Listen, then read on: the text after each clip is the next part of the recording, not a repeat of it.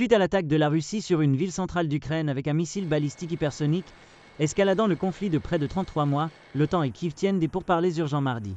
Le Premier ministre polonais, Donald Tusk, a exprimé son inquiétude quant au fait que la situation prend des dimensions très dramatiques. Le Parlement ukrainien a récemment annulé une session au milieu des craintes suscitées par la frappe de Moscou à Dnipro. L'Occident semble peser dans la balance et les avertissements du président russe Vladimir Poutine selon lesquels l'attaque du missile à portée intermédiaire Oreshnik était une forme de représailles contre l'utilisation de missiles à plus longue portée par les États-Unis et la Grande-Bretagne depuis Kiev, capables de frapper plus profondément sur le territoire russe. Et selon lui, cela ne s'arrête pas là.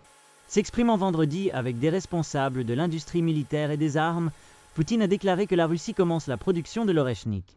Les tests du missile se poursuivront, y compris en combat, en fonction de la situation et de la nature des menaces à la sécurité posées à la Russie, a déclaré le chef du Kremlin, notant qu'il existe une réserve de tels systèmes prête à l'emploi.